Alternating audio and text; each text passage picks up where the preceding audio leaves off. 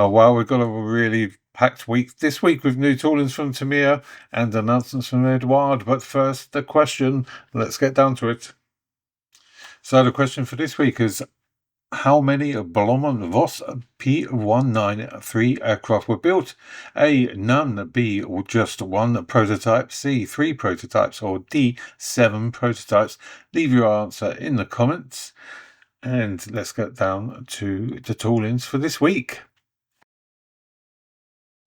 So Miniart are producing a 135 scale Iraqi T55, and this is a Polish-made base, and by that it means that the T55A hull was used by Poland, and it was supplied to Iraq, and so they've created this model, and it comes with 2 decal schemes. That's in 135 scale from Miniart. It comes with photo etch as well. Also from Miniart is this British Stuart Mark I late production model, and this is the interior kit. So it consists of a fully detailed interior, including drivers and fighting compartments, engine and transmission. Comes with PE parts and 3 scheme options, 135 scale, and that's from Miniart. This late production British Stuart Mark I tank. And ITM have released the Schützenpanzer Marder I-A3 Ukrainian infantry fighting vehicle, and that's in 1/72 scale, and comes with the Ukrainian scheme options. And they've also released these drone hunters in Humvee, and that comes with the machine gun and the gunner and observer with binoculars and a man-pads operator as well. And that's in 1/35 scale. And Gecko models are releasing a 1/16 scale early production variant of the Panzer Jaguar II, and this is coming with a turned aluminium gun barrel, 3D printed muzzle brake, and working track links. Does not include the figures, so even though they're on the box art, it does not come with the actual model. It does have fully detailed driving and fighting compartments as well. And Landmo models have announced not 1 but 2 new Leister Panzer Spielwagens 222. And although one is going to be in an early German model, one is also going to be a Chinese army model, which is interesting. These are coming out in December, and I will give you more information on them as I find out. But Lamo have said they've got corrected engine and transmission systems, including explanations of the differences between the early, mid and late models, differences in movable suspension systems, as well as the differences between the early and mid model A chassis and the late model B chassis, including the left torsion bar system, which is different from the later one. And they've restored the actual body frame, added movable gun mounts, foot-operated firing systems, and movable hatches. Also got movable suspension. I'll give you more updates if I come across them. And that's from Lamo models, expected in December. And that's going to be in 1/35 scale. And Academy models are releasing a 1/24 scale Hyundai MX-5. I don't know the release date yet, but it's on the cards, and that's from Academy. It's 1/24 scale. And Copper State models are releasing a Migi Barreau armoured car. That's going to be in 1/35 scale, which is a normal scale for making these First World War armoured cars. Certainly are different.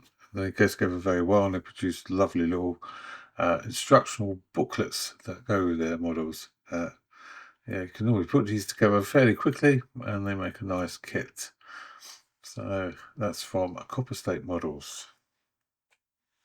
And AK don't release that many kits, but when they do, they announce it, and they're releasing a Type HY commercial van in 1/35 scale.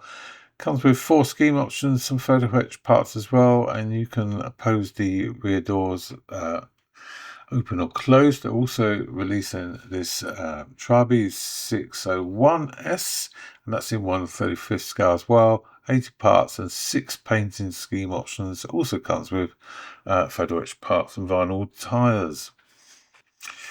And did someone say to me, new tooling, 1/48 scale? Well, of course it is, and it's a Leopard II A7V.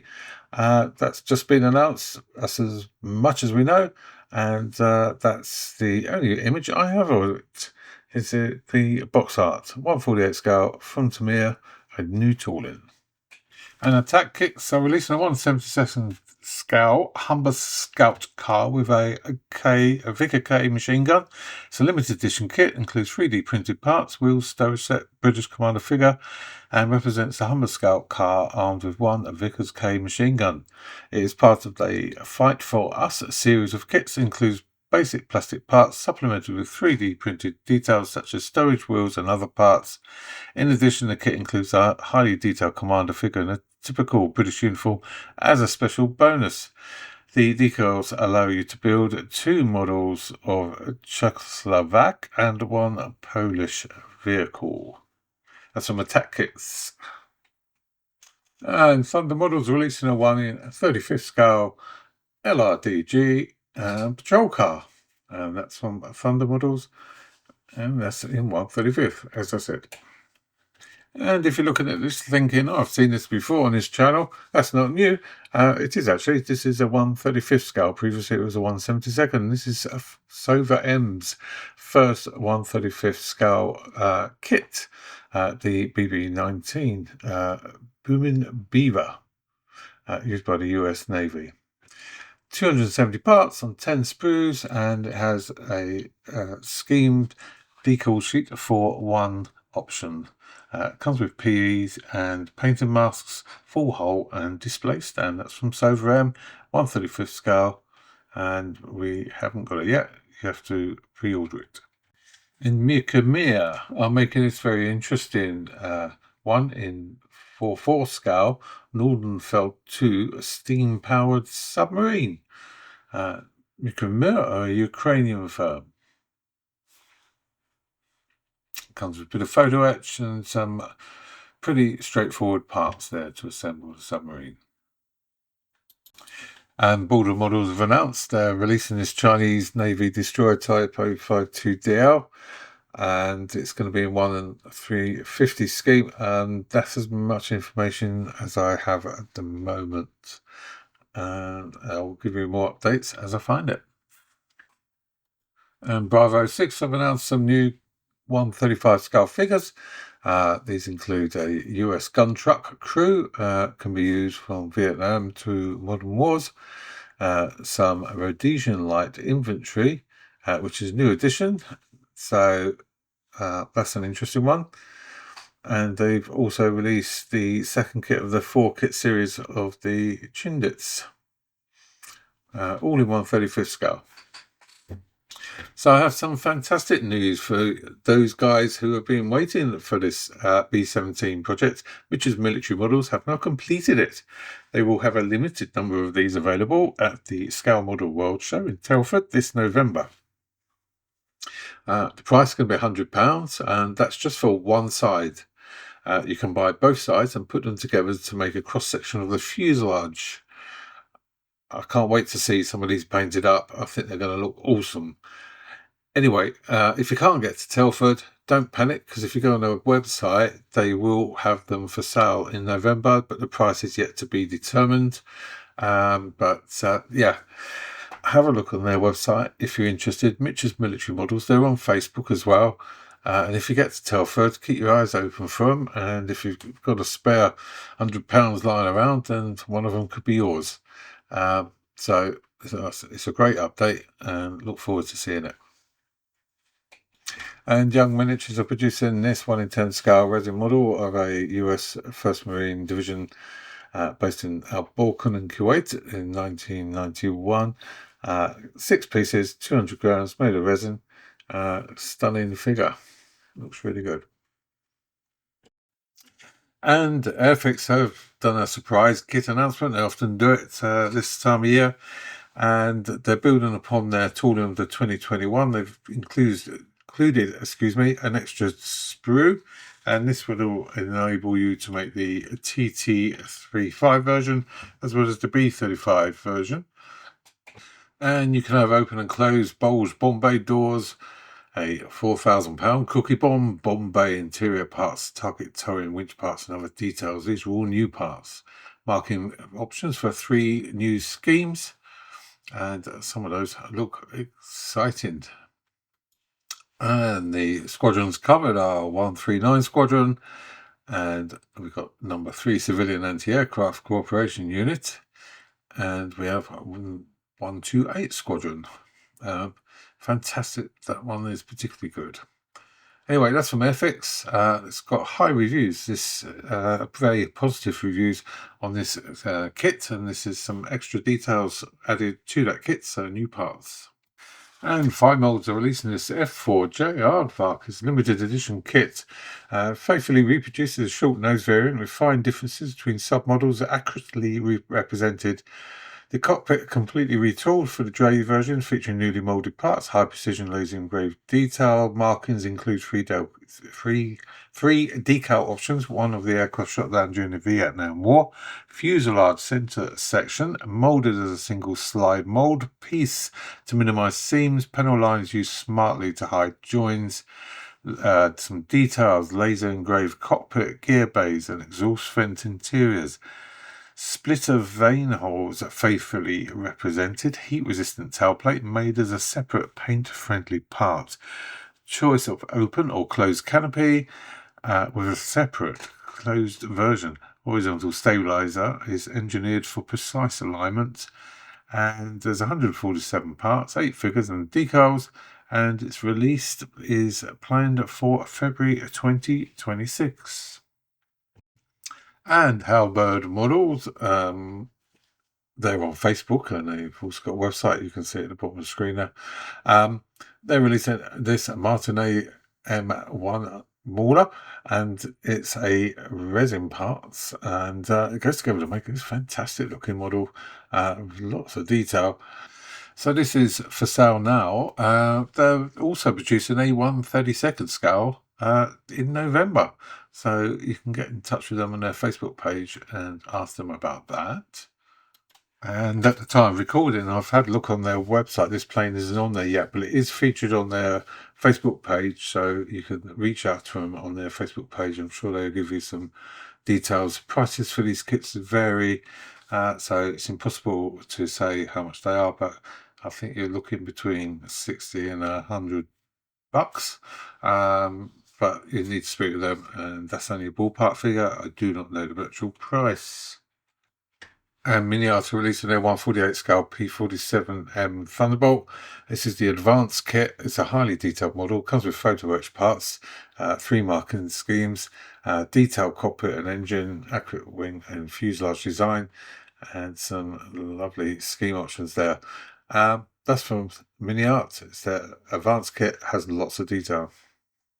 And Eduard have announced in October that they're going into hybrids. And what that means is they're combining traditional injection molded plastic for large structural parts with 3D printed brushing components for fine detail. And it's meant to deliver to precision of resin without losing the strength and fit of plastic kits. They've confirmed 3 1/32 scale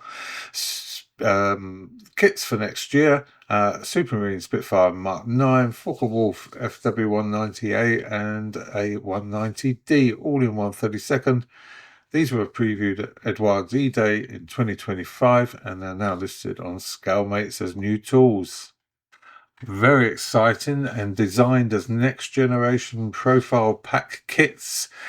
Same philosophy, but with modern manufacturing methods. Aims to combine the accuracy of resin with ease of plastic assembly, and the price is likely to be slightly above the current 1/32 scale kits, but below full resin kits. And FineMolds are releasing next April a 1/72 scale JASDF Mitsubishi F2B.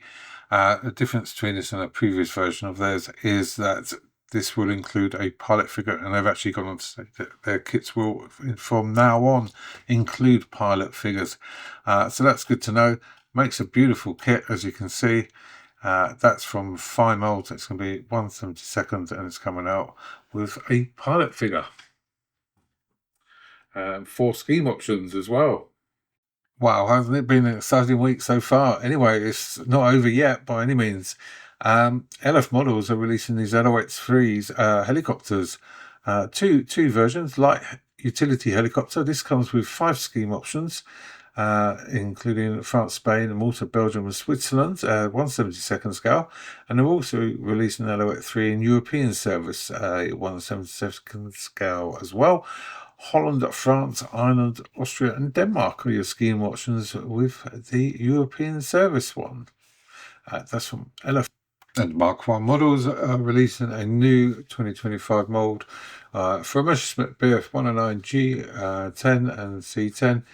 And these are the 1-in-4 scale 2-in-1 kits, injection moulded. Micromirror are releasing a 1/72 scale Grumman P193. That's available right now.